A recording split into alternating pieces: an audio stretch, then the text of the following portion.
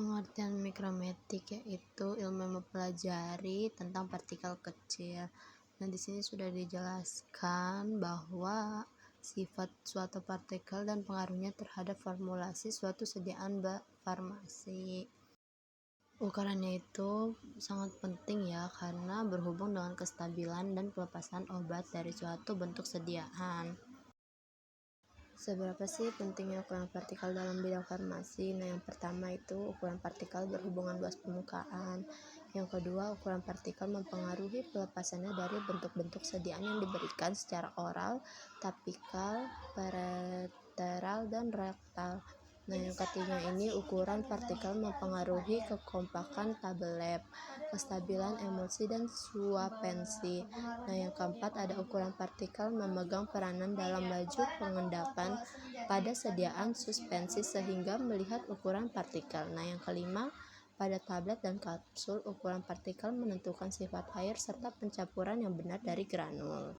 Nah, dalam pengayakan ini merupakan metode sederhana dengan menggunakan mesin seperti ayakan dan aturan kecepatan pada mesh tertentu.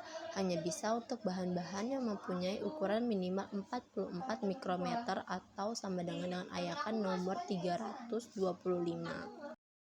Nah, faktor-faktor yang mempengaruhi proses pengayakan ini di sini ada waktu atau lama pengayakan. Biasanya pengayakan dilakukan selama 5 menit. Nah, jika terlalu lama juga membuat sampel jadi pecah. Yang kedua, massa sampel. Jika terlalu banyak massa, maka sampel sulit terayak. Jika sampel sedikit, maka akan lebih mudah untuk turun dan mengayaknya. Nah, di sini ada intensitas getaran. Semakin tinggi intensitas getaran, maka akan semakin banyak terjadi tumbukan antara partikel yang menyebabkan terkikisnya partikel. Dengan demikian, partikel ini tidak terayak dengan ukuran tertentu. Di sini kelebihan metode pengayakan yaitu ada sederhana, praktis, mudah, dan cepat. Kedua, tidak membutuhkan keahlian tertentu dalam melakukan metodenya. Ketiga, dapat diketahui ukuran partikel dari kecil sampai besar. Dan keempat, lebih mudah diamati. Adapun juga kekurangannya yaitu tidak mengetahui bentuk partikel secara pasti setelah pada metode mikroskopi. Kedua, ukuran partikel tidak pasti karena ditentukan secara kelompok berdasarkan keseragaman, tidak dapat menentukan diameter partikel karena ukuran partikel diperoleh berdasarkan nomor mesh.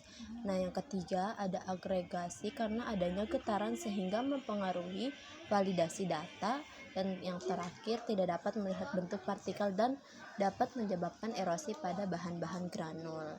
Nah, sekarang kita akan mencoba melakukan pengayakan terhadap bubuk granul.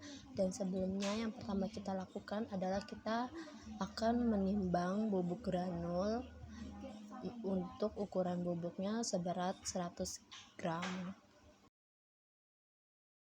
Setelah kita menimbang bubuk granul, kita sisihkan, lalu kita akan bersihkan mesh sebelum melakukan pengayakan. Tujuan pembersihan ini dilakukan supaya tidak ada debu atau kotoran, karena nanti kita akan melakukan penimbangan pada tiap-tiap mesh. Setelah itu kita akan timbang tiap-tiap mesh supaya kita tahu nanti beratnya berapa ketika kita sudah melakukan pengayakan. Mesh pada ukuran 12 yaitu 156 gram. Mesh pada ukuran 14 beratnya yaitu 136 gram.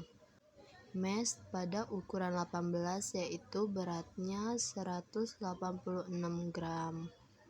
Dan yang terakhir mesh pada ukuran 20 yaitu beratnya 200 gram.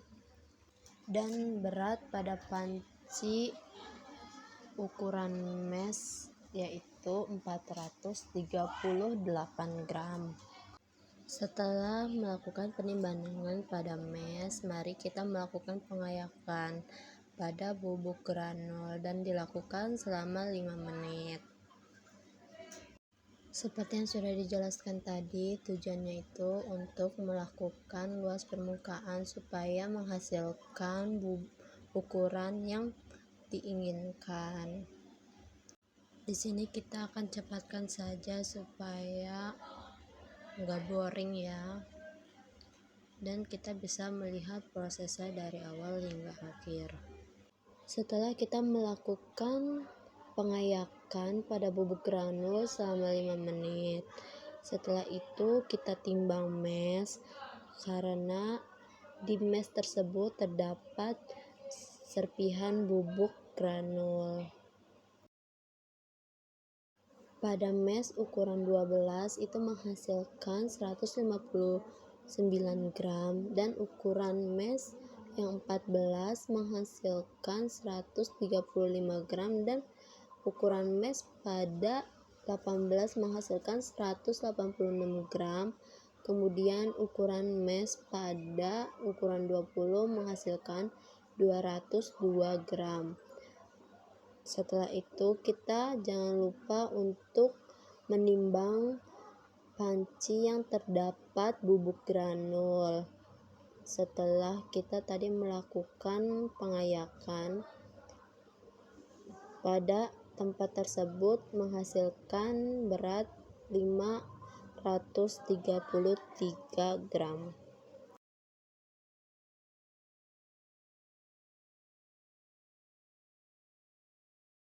Setelah kita melakukan penimbangan tiap-tiap mes dan panci yang berisi granul, kita akan tuangkan bubuk-bubuk yang tersisa pada tiap-tiap mes. Nanti setelah itu akan kita timbang.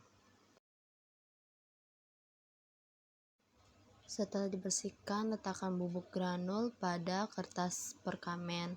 Setelah itu kita timbang sisa bubuk granul yang terdapat pada tiap-tiap mes. Bubuk granul pada mes ukuran 12 yaitu 0,320. Nah, untuk yang ukuran 14 0,031 dan ukuran 14 bubuk granul terdapat 0,297. Setelah itu ukuran 20 0,38.